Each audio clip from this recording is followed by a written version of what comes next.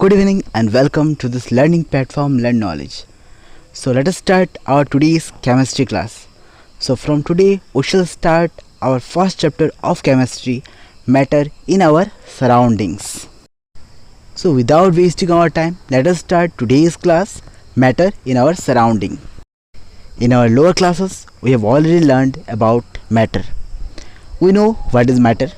Let us recall what is matter. A substance having mass and occupy space is called a matter. मतलब कोई भी चीज़ जिसका एक मास होगा और वो एक स्पेस कवर करेगा उसको हम मैटर कहते हैं. हमारे चारों ओर बुक, टेबल, पेन, पेपर ये सारी क्या है? मैटर है. क्यों? क्योंकि इसका खुद का एक मास है और ये एक स्पेस को कवर करके बैठा हुआ है. यहाँ तक कि हमारे चारों ओर जो एयर है वो भी मैटर है, क्योंकि एयर भी कोई ना कोई स्पेस को कवर करके बैठा हुआ होता है. तो एयर भी मैटर है. हमारा जो पूरा जो यूनिवर्स है ये किससे बना हुआ है? ये मैटर से ही बना हुआ है. The universe is made up of matter and matter consist of particles. ये पूरा यूनिवर्स किससे बना है? मैटर से. और मैटर किससे बना है? मैटर पार्टिकल्स से बना है. छोटे छोटे पार्टिकल्स जो हम अपनी आंखों से देख नहीं सकते. This particles are very small in size. These particles are not seen by our naked eyes. हम अपने खुले आंखों से इनको देख नहीं सकते हैं, इतने छोटे होते हैं. तो यूनिवर्स मैटर से बना है और मैटर किससे बना है? पार्टिकल्स से. अब अगर सब कुछ मैटर है तो क्या मैटर नहीं है? मैं देख रहा हूँ पेड़ है, पौधे है, घर है, हम लोग खुद है, हम सारे मैटर है. तो मैटर सारे तो मैटर है, कौन सी चीज़ मैटर नहीं है? चलिए जानते हैं कौन कौन से चीज़ मैटर नहीं होते हैं. हमारे इमोशंस मैटर नहीं है. साउंड मैटर नहीं है. लाइट मैटर नहीं है. लव मैटर नहीं है. हेट मैटर नहीं है. ये सारी चीज़ें क्या है? मैटर नहीं है, क्योंकि ना तो इसके पास मास होता और ना ही ये कोई जगह ऑक्यूपाई करके बैठे हुए हैं. तो ये सारी चीज़ें क्या हुए? Non matter. ये सारे मैटर नहीं हैं. अब हमें ये तो पता चल गया कि जो मैटर होते हैं ये पार्टिकल्स से बने हुए होते हैं. पर ये पार्टिकल्स होते कैसे हैं? इनके क्या क्या विशेषताएं होते हैं? चलिए जानते हैं. Characteristics of particles of matter. First characteristics है particles of matter have space between them. किसी भी मैटर का जो पार्टिकल होता है उस पार्टिकल के बीच स्पेस रहता है, एक खाली जगह रहती है. कितनी भी करीब हो पर दो पार्टिकल के बीच हमेशा एक स्पेस यानी कि खाली जगह रहेगी. दूसरा जो कैरेक्टरिस्टिक्स है वो है particles of matter are continuously moving. ये कंटिन्यूअसली मूव करते रहते हैं, कभी शांत बैठते ही नहीं है. होते हैं ना हमारे घर में जो छोटे भाई बहन होते हैं हमारे, वो हमेशा दौड़ते फिरते रहते हैं, कभी थकते नहीं है. सेम टू सेम ये जो पार्टिकल्स है ये भी हमेशा कंटिन्यूअसली मूव करते रहते हैं, एक जगह एक सेकंड भी बैठते नहीं है. अब जो थर्ड कैरेक्टरिस्टिक्स है वो भी थोड़ा हटके है. क्या है? Particles of matter have an attractional force between them. दो पार्टिकल के बीच हमेशा एक अट्रैक्शनल फोर्स रहता है, यानी कि वो एक दूसरे को अपनी तरफ खींचते हैं. अब चौथा जो कैरेक्टरिस्टिक्स है वो है particles of matter are very small in size. ये तो हमें पता है, फिर भी हमें लिखना होता है कि particles of matter are very small in size and they can not be seen with our naked eyes. ये हमें पता है. अब आते हैं क्लासिफिकेशन ऑफ मैटर की ओर. अब हमारे यूनिवर्स में इतने सारे मैटर है तो इनको एक एक करके उनके बारे में जानना हमारे लिए मुश्किल हो जाता है. तो हमने क्या किया? इन सारे मैटर को हमने क्लासिफाई किया ताकि हमको उनके बारे में जानने में आसानी हो. हमने क्या किया? इन मैटर्स को दो तरीक़ों से क्लासिफाई किया. अब कौन कौन से वो दो तरीके? तो पहला जो तरीका है वो हमने उसकी फ़िज़िकल स्टेट के बेस पे हमने क्लासिफाई किया. अब दूसरा तरीका हमने क्या किया?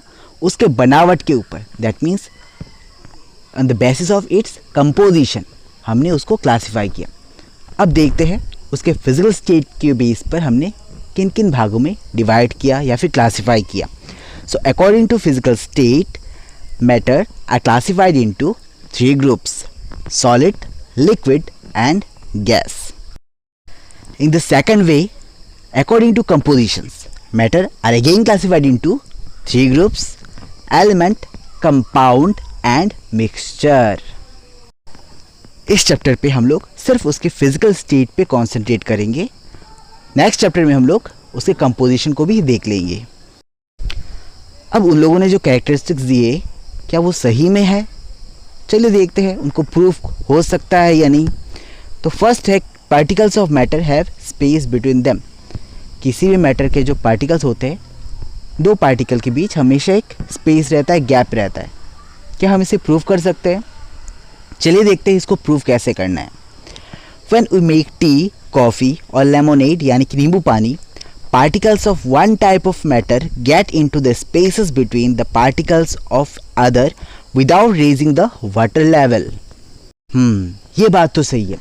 जब हम लोग कॉफ़ी बनाते हैं, टी बनाते हैं या फिर नींबू पानी बनाते हैं, तो हम लोग पानी में नींबू का रस मिलाते हैं, उसमें शक्कर थोड़ा मिलाते हैं, फिर उसको घोलते हैं। पर हम लोग का जो पानी का लेवल है वो बढ़ता नहीं है, पर जो शक्कर है या नींबू पानी है वो पानी में गायब हो जाता है। इसका मतलब क्या है?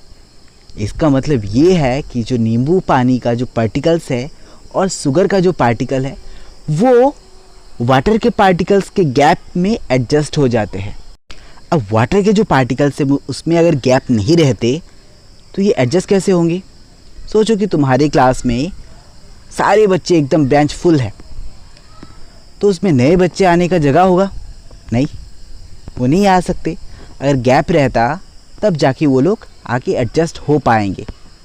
तो same to same water particles के बीच गैप होता है, स्पेस होता है, तभी जाके बाकी जो शुगर पार्टिकल या फिर लेमन पार्टिकल्स है, लेमन जूस के पार्टिकल्स, वो आके यहाँ पे एडजस्ट हो सकते हैं।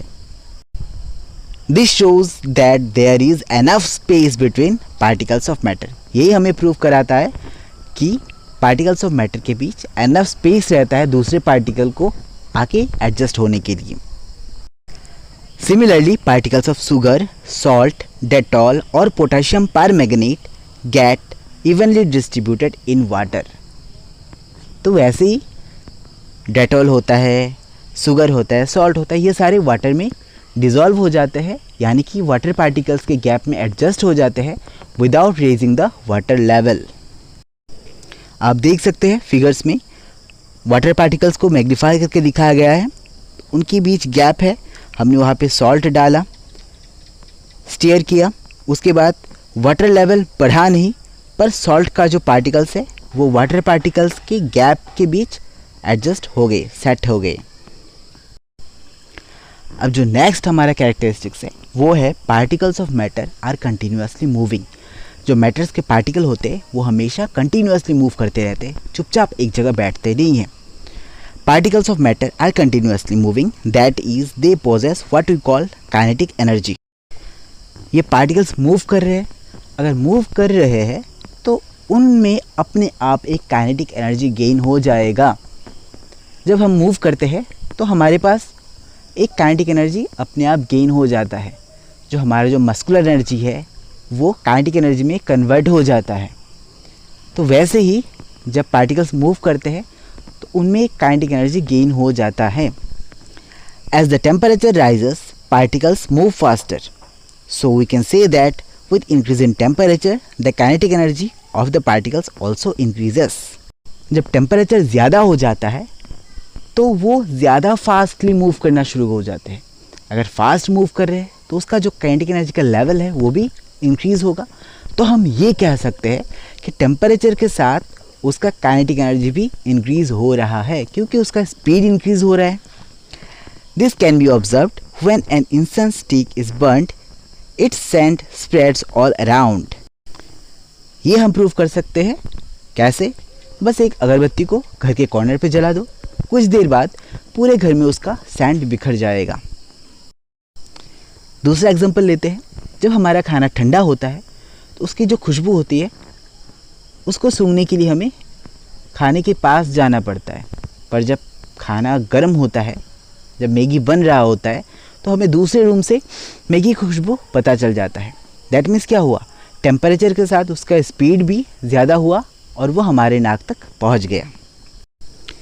तीसरा जो कैरेक्टरिस्टिक्स है वो है हमारा particles of matter attract each other, यानी कि पार्टिकल्स एक दूसरे को अपनी तरफ खींचते हैं। Particles of matter have force acting between them, this force keeps the particle together. तो यही फोर्स उन पार्टिकल्स को एक साथ जुड़ के रखता है। The strength of this force of attraction varies from one kind of matter to another. ये जो अट्रैक्शनल फोर्स है ये वेरी करता है वो कैसा मैटर है। फॉर एग्जाम्पल सॉलिड में ये मैक्सिमम होता है, इसलिए सॉलिड का जो शेप होता है वो रिजिड होता है। लिक्विड में ये एवरेज होता है, इसलिए लिक्विड थोड़ा फ्लो करता है।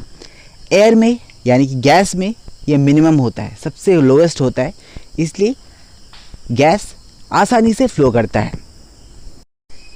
अब हम हमारे कुछ इन टेक्स्ट क्वेश्चन के आंसर जानेंगे। पेज नंबर 3, हमारे टेक्स्ट बुक के पेज नंबर 3 के जो क्वेश्चंस है उन लोगों के आंसर जानेंगे। पहला क्वेश्चन है which of the following are matter. इनमें से हमें चूज़ करना है कौन कौन से मैटर है। फर्स्ट चेयर मैटर है, एयर मैटर है, लव नहीं ये मैटर नहीं है, स्मेल हाँ ये मैटर है क्योंकि हमारे नाक तक आके पहुंचती है, हेट नहीं ये मैटर नहीं है, आलमंड्स हाँ ये मैटर है, थॉट ख्याल नहीं ये मैटर नहीं है, कोल्ड ठंड नहीं ये भी मैटर नहीं है, कोल्ड ड्रिंक हाँ ये मैटर है, स्मेल ऑफ परफ्यूम जी हाँ ये भी मैटर है। दूसरा क्वेश्चन है give reasons for the following observation. हमें रीज़न देना है ये क्यों होता है।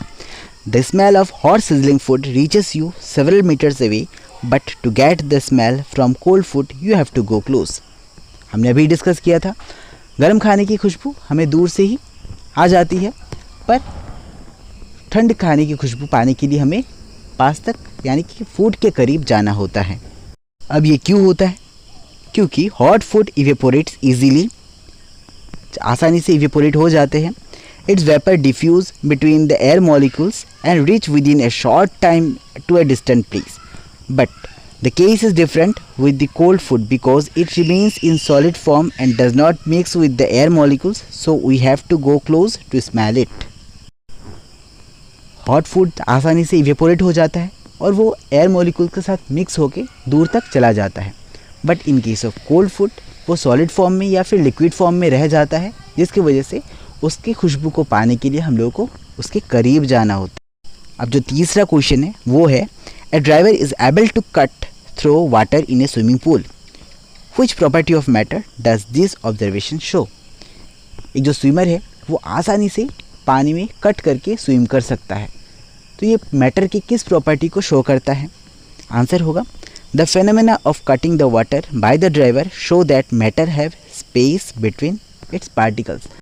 एक स्विमर जो है वो पानी के बीच से कट करके आसानी से स्विम करके जा सकता है। इसका मतलब क्या है कि पार्टिकल्स के बीच गैप है, स्पेस है, इसीलिए वो आसानी से कट करके जा सकता है। अब चौथा जो क्वेश्चन है what are the characteristics of particles of matter. Particles of matter के कौन कौन से कैरेक्टरिस्टिक्स होते हैं, हमने अभी अभी डिस्कस किया था। Particles of matter have space between them, उसके बीच स्पेस होता है। Particles of matter are continuously moving, वो कंटिन्यूसली मूव करते हैं। Particles of matter have an attractional force between them, एक दूसरे को अट्रैक्ट करते हैं। Particles of matter are very small in size, बहुत छोटे होते हैं। तो आज के लिए इतना ही, मिलते हैं नेक्स्ट क्लास पे। जाने से पहले आज का विचार, the time is always right to do what is right. अच्छे काम के लिए या सही कामों के लिए समय हमेशा सही होता है, परफेक्ट होता है। तो goodbye, see you again in next class.